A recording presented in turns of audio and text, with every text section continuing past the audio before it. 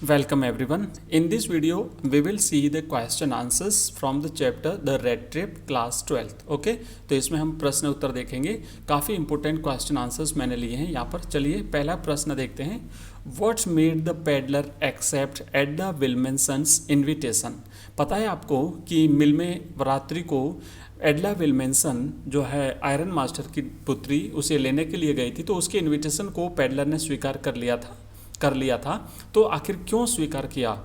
Answer है Miss Willmansson the iron master's daughter came to the forge to persuade him. उसे समझाने के लिए वहाँ पर आई थी फोर्स में।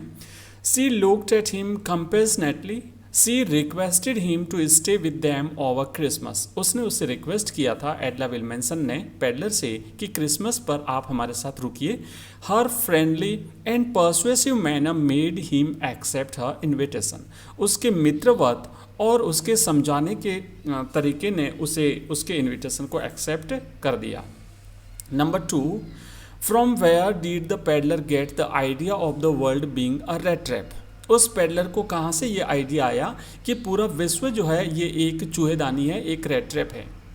तो answer, one day the peddler was thinking of his red traps. एक दिन पेडलर अपनी चूहेदानियों के बारे में सोच रहा था। सडनली ही was struck by an idea. अचानक उसके दिमाग में एक आइडिया आया, विचार आया। His red traps reminded him of one thing. उसकी चूहेदानियों ने उसे एक बात याद दिलाई। The whole world about him was nothing but a red trap. कि पूरा विश्व एक चूहेदानी के अलावा कुछ भी नहीं है। Its lands, seas, cities and villages existed only to set bait for people. ये पृथ्वी पर संसार में जो भी भूमि है, समुद्र हैं, नदियाँ, सागर, विलेज, सब कुछ जो है ये मनुष्यों को चारा डालते हैं, है ना, सेट बेट्स। उन्हें प्रलोभित करने के लिए चारा डालने का काम करते हैं, ये चारे का काम करते हैं।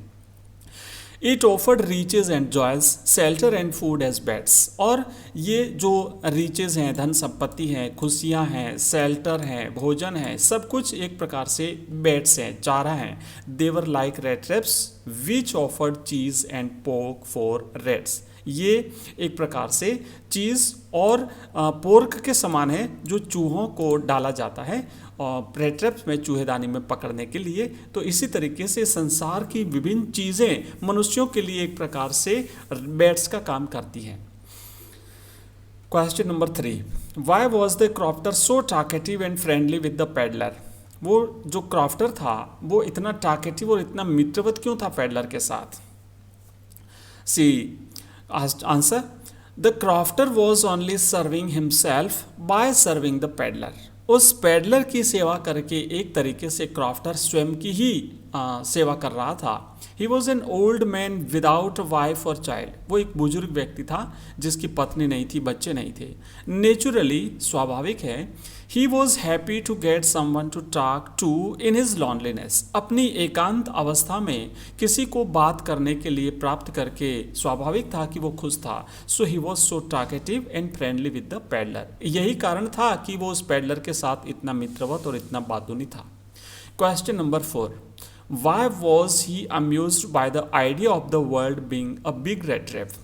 उस विचार से कि ये पूरा का पूरा विश्व एक रेड ट्रैप, एक चूहेदानी है, उसे इतना आनंद क्यों आया? The peddler was amused by the idea of the world being a red trap. वो उस विचार से काफ़ी खुश था। All its riches and joys, shelter and food were just bets. ये सारी संपत्ति, संसार की खुशियाँ, शेल्टर, फूड, सब कुछ एक प्रकार से बैट हैं, चारा हैं। They were to trap the people in. ये लोगों को बंद करने के लिए, लोगों को आकर्षित करने के लिए, उस रेड ट्रैप में, चूहेदानी में जकड़ने के लिए ये सारी चीज़ें थी। इन दिस वे, इस तरीके से, he could philosophize his sad and monotonous life.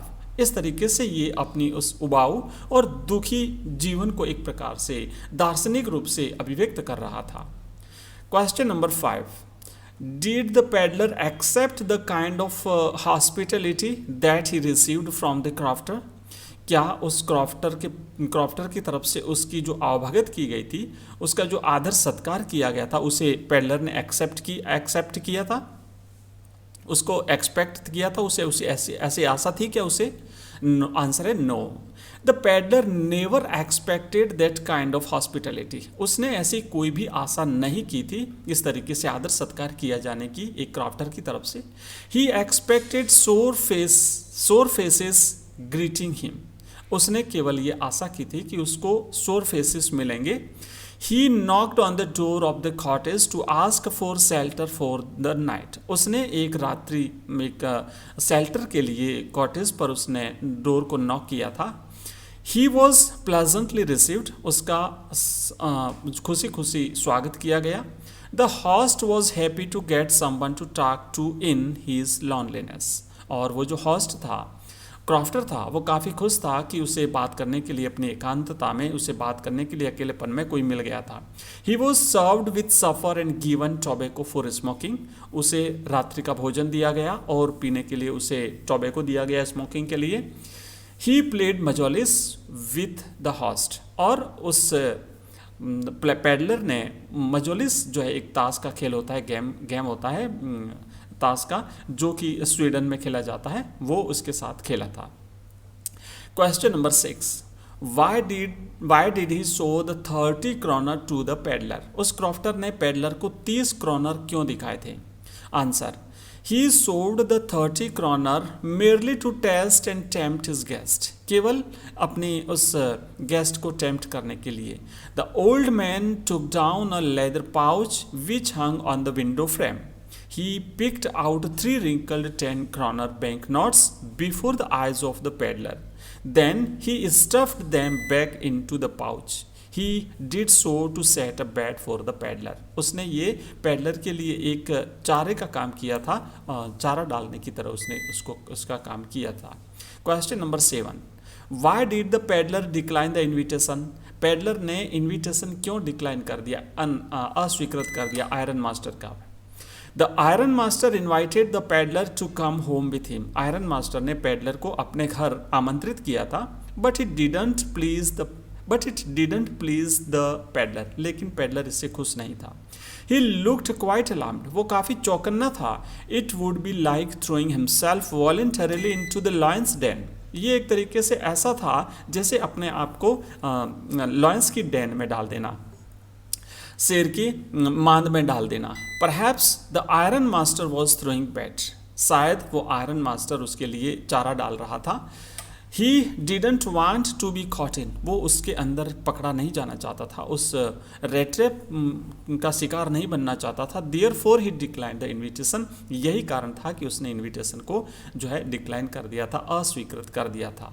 And the last question of this video is, did the peddler respect the confidence reposed in him by the crofter?